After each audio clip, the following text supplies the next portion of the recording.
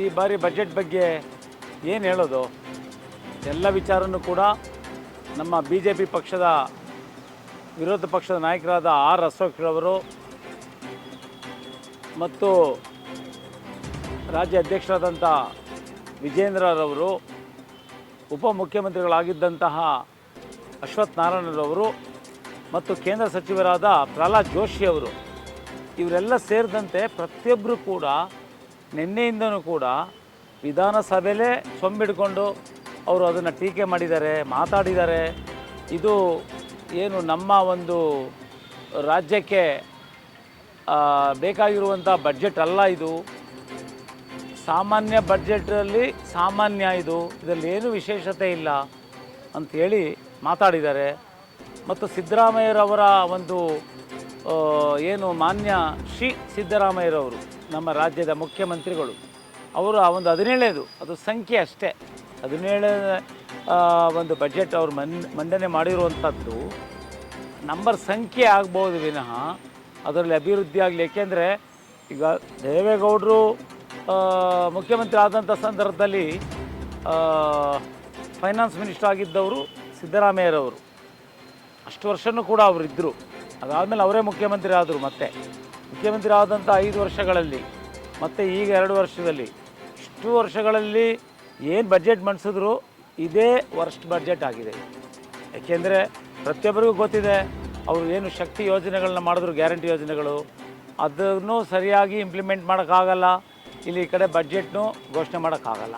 ಹಾಗಾಗಿ ಇದು ಸರಳ ಮತ್ತು ಸಿಂಪಲ್ ಮತ್ತು ಏನೇನೂ ಇಲ್ಲದಂತಹ ಇದು ಒಂದು ಬಜೆಟ್. ಮತ್ತು ಇದರಲ್ಲಿ ಬೇಕಾಗಿರೋದು, ಅವರು ಮೈಸೂರು ಜಿಲ್ಲೆಯ ಮುಖ್ಯಮಂತ್ರಿಗಳು, ಈ ಭಾಗದಲ್ಲಿ ಅವರು ಮಾಡಬೇಕಾದಂಥ ಕೆಲಸ ತುಂಬ ಇತ್ತು. ಈ ಬಜೆಟಲ್ಲಿ ಯೋಜನೆಗಳು ತುಂಬ ಇತ್ತು, ಸಿಕ್ಕಾಬಟ್ಟೆ ಇತ್ತು. ಏನಪ್ಪ ಅದು ಅಂತಂದರೆ, ಈ ಏನು ನಮ್ಮ ಮೈಸೂರಲ್ಲಿ ಪಾರಂಪರಿಕ ಕಟ್ಟಡಗಳು ಅದನ್ನು ಪುನಶ್ಚೇತನಗೊಳಿಸುವಂತಹ ಆ ಒಂದು ಬಜೆಟಲ್ಲಿ ಈ ಸಲ ಖಂಡಿತವಾಗಿ ಘೋಷಣೆ ಮಾಡ್ತಾರೆ ಅಂತೇಳಿ ಪ್ರತಿಯೊಬ್ಬರು ಕೂಡ ನಿರೀಕ್ಷೆ ಇಟ್ಕೊಂಡಿದ್ರು. ಹಾಗಾದರೆ ನಿಮ್ಮ ಪಕ್ಷದಿಂದ ಚೆಂಬು ಅಂತ ಹಿಡಿದು ಎಲ್ಲ ಪ್ರತಿಭಟನೆ ಮಾಡ್ತಾ ಇರೋದು ಸರಿ ಇಲ್ಲ? ಕರೆಕ್ಟ್, ನಿಜವಾಗೂ ಸರಿಯಾಗಿ ಮಾಡಿದ್ದಾರೆ ಅವರು. ಅದು ಇನ್ನೂ ಬೇರೆ ರಾಜ್ಯದಲ್ಲಾಗಿದ್ದರೆ ಇನ್ನೂ ಜಾಸ್ತಿ ಗಲಾಟೆ ಮಾಡ್ತಾಯಿದ್ರು. ನಮ್ಮದು ಭಾಳ ಒಂದು ಸಭ್ಯತೆ, ಒಂದು ರಾಜ್ಯ, ಸಭ್ಯತೆಯಿಂದ ಕೂಡಿರುವಂತಹ ರಾಜಕಾರಣಿಗಳ ಒಂದು ರಾಜ್ಯ ಮತ್ತು ಬಿ ಜೆ ಪಿಯಲ್ಲಿ ಇರುವಂಥ ಮುಖಂಡರು ಕೂಡ ಎಲ್ಲ ಒಂದು ಒಳ್ಳೆಯ ಆ ನಡತೆ ಇರುವಂಥ ಮುಖಂಡರುಗಳು. ಹಾಗಾಗಿ ಎಷ್ಟು ಬೇಕೋ ಅಷ್ಟನ್ನು ಪ್ರತಿಭಟನೆ ಮಾಡಿದ್ದಾರೆ, ಟೀಕೆ ಮಾಡಿದ್ದಾರೆ. ಬೇರೆ ರಾಜ್ಯದಲ್ಲಾದರೆ ಬೇರೆ ರೀತಿಯಲ್ಲಿ ಟೀಕೆ ಮಾಡ್ತಾಯಿದ್ರು, ವಿರೋಧಿಸ್ತಾಯಿದ್ರು ಈ ಒಂದು ಬಜೆಟ್ನ. ಇದರಲ್ಲಿ ಏನು ಎರಡನೇ ಮಾತಿಲ್ಲ. ಇದರಲ್ಲಿ ಕಾಲೇಜು ಎಲೆಕ್ಷನ್ ಹೇಳಿದ್ರು, ಅದ್ರ ಬಗ್ಗೆ ಕಾಲೇಜ್ ಎಲೆಕ್ಷನ್ನು ನೋಡಿ, ವಿದ್ಯಾರ್ಥಿಗಳು ಅಂದರೆ ಜೇನುಗೂಡು ಇದ್ದಂಗೆ. ಆ ಜೇನುಗೂಡನ್ನ ಯಾವ ರೀತಿ ಮೇಂಟೈನ್ ಮಾಡಬೇಕು ಅನ್ನೋದು ಗೊತ್ತಿದ್ದರೆ ಮಾತ್ರ ಜೇನುಗೂಡು ಇಟ್ಕೋಬೇಕು. ಇಲ್ಲ ಅಂದರೆ ನೀವು ಕಲ್ಲು ಹೊಡೆದ್ರೆ ಅಥವಾ ಬೆಂಕಿ ಹಾಕಿದ್ರೆ ಅದ್ರ ಪರಿಣಾಮ ಏನಾಗುತ್ತೆ ಅನ್ನೋದು ಗೊತ್ತಿದೆ. ಆದರೆ ಪಠ್ಯೇತರ ಚಟುವಟಿಕೆಯಲ್ಲಿ ವಿದ್ಯಾರ್ಥಿ ಸಂಘಗಳು ಇರಲೇಬೇಕು ಅಂಥೇಳಿ ನಾನು ಮೊದಲಿಂದನೂ ಕೂಡ ನಾನು ಒಬ್ಬ ವಿದ್ಯಾರ್ಥಿ ಮುಖಂಡನಾಗಿ, ಸೆನೆಟ್ ಸದಸ್ಯನಾಗಿ ನಾನು ಹೇಳ್ತಾ ಬರ್ತಾಯಿದ್ದೆ, ವಿದ್ಯಾರ್ಥಿ ಸಂಘಗಳನ್ನು ನೀವು ಕ್ಲೋಸ್ ಮಾಡಿದ್ದು, ಕ್ಯಾನ್ಸಲ್ ಮಾಡಿದ್ದು ಭಾಳ ತಪ್ಪು ಅಂತ ಆಗ. ಆದರೆ ಆ ಸಂದರ್ಭ ಬೇರೆ, ಆ ಮನಸ್ಥಿತಿ ವಿದ್ಯಾರ್ಥಿಗಳದ್ದು ಬೇರೆ. ಮೊಬೈಲ್ ಇರಲಿಲ್ಲ ಆ ಟೈಮಲ್ಲಿ, ಮತ್ತು ಬೇರೆ ರೀತಿ ಇಷ್ಟೊಂದು ಜಾತಿಗಳ ಒಂದು ವಿಷಯಗಳಿರಲಿಲ್ಲ. ಇಲ್ಲಿ ಜಾತಿಗಳ ಒಂದು ವಿಷ ಇಷ್ಟು ಇರಲಿಲ್ಲ ಅಲ್ಲಿ. ಈ ಜಾತಿ ಜಾಸ್ತಿ ಇರೋದು ಎಜುಕೇಟೆಡ್ಸಲ್ಲೇ, ನಿಲಯಗಳಲ್ಲೇ ಜಾಸ್ತಿ ಇರೋದು. ನೀವು ಬೆಂಗಳೂರು ಯೂನಿವರ್ಸಿಟಿಗೆ ಹೋದರೆ ಯಾಕಪ್ಪ ಇಲ್ಲಿ ಒಳಗೆ ಬಂದ್ವು ಅನ್ನಿಸ್ಬಿಡತ್ತೆ, ಅಷ್ಟು ತಾಂಡ ಆಡ್ತಾಯಿದೆ ಜಾತಿದು. ಅಲ್ಲಿ ಯಾರೂ ಸಿಬ್ಬಂದಿಗಳು ಮತ್ತು ವೈಸ್ ಚಾನ್ಸಲರ್ಸು, ರಿಜಿಸ್ಟ್ರಾರ್ಸು ಕೆಲಸ ಮಾಡೋಕ್ಕಾಗೋದೇ ಇಲ್ಲ ಅನ್ನುವಂಥ ಪರಿಸ್ಥಿತಿಯಲ್ಲಿದ್ದಾರೆ. RC ಕಾಲೇಜ್, ಗೌರ್ಮೆಂಟ್ ಕಾಲೇಜ್, ನೀವು ಹೋಗಿ ಅಲ್ಲಿ ಪಾಠ ಮಾಡೋದೇ ಕಷ್ಟ, ಯಾರಾದರೂ ಒಂದು ಮಾತಾಡೋದೇ ಕಷ್ಟ. ಅಂದರೆ ಅಷ್ಟು ಜಾತಿ ಇದೆಲ್ಲ. ಇದು ಕಾರಣ ಏನಂದರೆ ಈ ಸರ್ಕಾರ, ಈಗಿರೋ ಸರ್ಕಾರ ಇದೆಯಲ್ಲ, ಇದು ಕುಮ್ಮಕ್ಕೆ ಕೊಡ್ತಾ ಇರೋದು ಇದು. ಸೊ ಹಾಗಾಗಿ ಇಂಥ ಒಂದು ಸನ್ನಿವೇಶದಲ್ಲಿ, ಪರಿಸ್ಥಿತಿನಲ್ಲಿ ವಿದ್ಯಾರ್ಥಿ ಸಂಘ ಮಾಡಬೇಕಾದ್ರೆ ಎಲ್ಲ ಪಕ್ಷದ ಮುಖಂಡರುಗಳನ್ನು ಸೇರಿಸ್ಕೊಂಡು, ಅತಿ ಬುದ್ಧಿವಂತರು ಯಾರಿದ್ದಾರೆ ಅವ್ರನ್ನೆಲ್ಲ ಸೇರಿಸ್ಕೊಂಡು ವಿಚಾರಣಾ ಸಂಕಿರಣ ಮಾಡಿ ಸಭೆಗಳನ್ನ ನಡೆಸಿ ನಂತರ ಈ ವಿದ್ಯಾರ್ಥಿ ಸಂಘ ಮಾಡಬೇಕು ಮತ್ತು ಯಾವ ರೀತಿ ಮಾಡಬೇಕು, ಡೈರೆಕ್ಟ್ ಎಲೆಕ್ಷನ್ ಇದೆ, ಇಂಡಿಯಾ ಎಲೆಕ್ಷನ್ ಇದೆ, ಯಾವ ರೀತಿ ಮಾಡಬೇಕು ಅನ್ನೋದನ್ನು ಭಾಳ ಅವರು ಯೋಚನೆ ಮಾಡಿ ಮಾಡಿದ್ರೆ ಒಳ್ಳೆಯದು. ಕೊನೆಯದಾಗಿ ವಿದ್ಯಾರ್ಥಿ ಸಂಘಗಳ ಜೇನುಗೂಡಿಗೆ ಇವರು ಕಲ್ಲು ಹೊಡೆದಿದ್ದಾರೆ. ಹೊಡೆಯಲ್ಲ ಇವರು, ಹೊಡೆಯಲ್ಲ, ಸುಮ್ಮನೆ ಹೇಳಿದ್ದಾರೆ ಅಷ್ಟೇ, ಮಾಡಲ್ಲ ಇವರು. ಮಾಡ್ತೀನಿ ಅಂತ ಹೇಳಿದ್ದಾರೆ. ಮಾಡಿದ್ರೆ ಇವ್ರ ಬುಡಕ್ಕೆ ತೊಂದರೆ ಆಗೋದು, ಯಾರಿಗೇನು ತೊಂದರೆ ಆಗಲ್ಲ. ಬೇರೆ ರೀತಿಯಲ್ಲಿ ಸರ್ಕಾರ ನಡೆಸ್ತಾ ಇದ್ದಾರಲ್ಲ ಅವ್ರುಗಳಿಗೆ ತೊಂದರೆ. ಯುವಕರು ಎದ್ದೇಳ್ತಾರೆ, ಮೇಲೆ ರಾಜಕೀಯಕ್ಕೆ ಬರ್ತಾರೆ, ಅಳುಬ್ರೆಲ್ಲ ಹೋಗ್ಬೇಕು ಮನೆಗೆ, ಹೊಸಬ್ರೇ ಬರೋದು. ಈಗ ನಿಮಗೆಲ್ಲ ಗೊತ್ತಿದೆ, ಭಾಳ ಹಿಂದೆ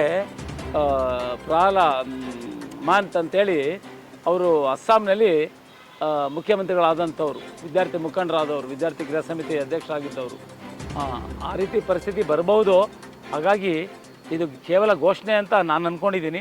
ನಿಜವಾಗಿ ಮಾಡೋದಾದರೆ ಸ್ವಾಗತ ನಂದು, ಮಾಡಲಿ ಅಂತೇಳಿ ಹೇಳ್ತೀನಿ. ಮತ್ತು ಫಿಲ್ಮ್ ಸಿಟಿ ಬಗ್ಗೆ ಇವರು ರೆಸಾರ್ಟ್ ಮಾಡಲಿಕ್ಕೆ ಮತ್ತು ಅಲ್ಲಿ ಹೋಟೆಲ್ಗಳನ್ನ ಕಟ್ಕೊಳ್ಳೋಕ್ಕೆ ಇವರು ಅನುದಾನ ಬಿಡುಗಡೆ ಮಾಡ್ತೀವಿ ಅಂತೇಳಿ ಇದೆಲ್ಲ ಮಾಡ್ತಾ ಇದ್ದಾರೆ. ಅದು ತಪ್ಪು, ಮಾಡಬಾರ್ದು ಆ ಥರ. ಇವರು ಮೊದಲು ಅಲ್ಲಿ ಶೂಟಿಂಗ್ ನಡಿಬೇಕು. ಶೂಟಿಂಗ್ ನಡೆಯುವಂಥ ಒಂದು ಕಟ್ಟಡಗಳೇನಿದೆ, ಆ ಒಂದು ವಾತಾವರಣ ಏನಿದೆ, ಅದನ್ನು ಮೊದಲು ಕಾಮಗಾರಿ ಕೆಲಸ ಶುರು ಮಾಡಲಿ. ಅಲ್ಲಿ ಶೂಟಿಂಗ್ ನಡೀಲಿ, ಚಟುವಟಿಕೆ ನಡೀಲಿ. ಈ ಒಂದು ಫಿಲ್ಮ್ ಸಿಟಿ ಸರಿಯಾಗಿ ನಡೆದ್ರೆ ನಾವು ಅಂದ್ಕೊಂಡಂಗೆ 10 ಲಕ್ಷ ಜನರಿಗೆ ಕೆಲಸ ಸಿಗತ್ತೆ. ಹಾಗಾಗಿ ಫಿಲ್ಮ್ ಸಿಟಿ ಇವರು ಘೋಷಣೆ ಮಾಡಿರುವಂಥ 500 ಕೋಟಿ ಬಡ್ಜೆಟ್ ಏನಿದೆ, ಅದು ರೆಸಾರ್ಟು ಹೋಟ್ಲ್ಗಳಿಗೆ ಖಂಡಿತವಾಗಿಯೂ ಬೇಡ ಅಂತ ನಾನು ಸರ್ಕಾರಕ್ಕೆ ಮನವಿ ಮಾಡ್ತಾಯಿದ್ದೀನಿ. ನೀವೇನಿದ್ರು ಕಟ್ಟಡ ಕಾಮಗಾರಿ ಶೂಟಿಂಗ್ ನಡೆಸಿ ಅಲ್ಲಿ. ಇವಾಗ ಉದಾಹರಣೆಗೆ ಬೇರೆ ರಾಜ್ಯದ ಎಲ್ಲ ಬಂದು ಶೂಟಿಂಗ್ ಮಾಡ್ಕೊಂಡು ಹೋಗ್ತಾ ಇದ್ದಾರೆ ಫ್ರೀಯಾಗಿ. ಸರ್ಕಾರಕ್ಕೆ ಏನೂ ಲಾಭ ಇಲ್ಲ, ಅದರಿಂದ ಬಂದು ಮಾಡ್ಕೊಂಡು ಹೋಗ್ತಾ ಇದ್ದಾರೆ. ಎಲ್ಲ ಕಡೆ ಎಲ್ಲನೂ ಓಪನ್ ಪ್ಲೇಸಲ್ಲಿ, ಔಟ್ಸ್ಕಟ್ ಸಿಟಿನಲ್ಲಿ ಮಾಡ್ಕೊಂಡು ಹೋಗ್ತಾ ಇದ್ದಾರೆ. ಕ್ಯಾರವನಲ್ಲಿ ಬರ್ತಾ ಇದ್ದಾರೆ, 15-20 ಕ್ಯಾರವನ್ ತರ್ತಾರೆ. ಅವರು ಹೋಟ್ಲು ಮಾಡಲ್ಲ, ರೂಮು ಮಾಡಲ್ಲ, ಏನು ಮಾಡಲ್ಲ. ಎಲ್ಲ ಹಾಗೆ ಇದರಿಂದ ನಮ್ಮ ರಾಜ್ಯಕ್ಕೆ ನಷ್ಟ ಇದೆ. ನೀವು ಫಿಲ್ಮ್ ಸಿಟಿ ಮಾಡಿ, ಅವರೆಲ್ಲ ಬಂದು ಫಿಲ್ಮ್ ಸಿಟಿ ಒಳಗೆ ಶೂಟಿಂಗ್ ಮಾಡ್ತಾರೆ, ಆ ವಾತಾವರಣದಲ್ಲಿ ಮಾಡ್ತಾರೆ. ಆಗ ನಮ್ಮ ರಾಜ್ಯಕ್ಕೆ ಲಾಭ ಬರುತ್ತೆ, ಮತ್ತು ಫಿಲ್ಮ್ ಇಂಡಸ್ಟ್ರಿ ಕೂಡ ಅದು ಅಭಿವೃದ್ಧಿ ಆಗೋದ್ರಲ್ಲಿ ಅನುಮಾನ ಇಲ್ಲ ಅಂತ ನನ್ನ ಅನಿಸಿಕೆ. ಇಷ್ಟು ಹೇಳ್ತಾ ರೈತರಿಗೆ ಭಾಳ ನಿರಾಶೆ ಆಗಿದೆ. ಏನು ಇವತ್ತು ಮೇಕೆದಾಟು ಅಣೆಕಟ್ಟು ಸೇರಿದಂತೆ ಯಾವುದೇ ಅಣೆಕಟ್ಟಿಗೆ ಈ ಒಂದು ಬಜೆಟಲ್ಲಿ ಘೋಷಣೆ ಆಗಿಲ್ಲ.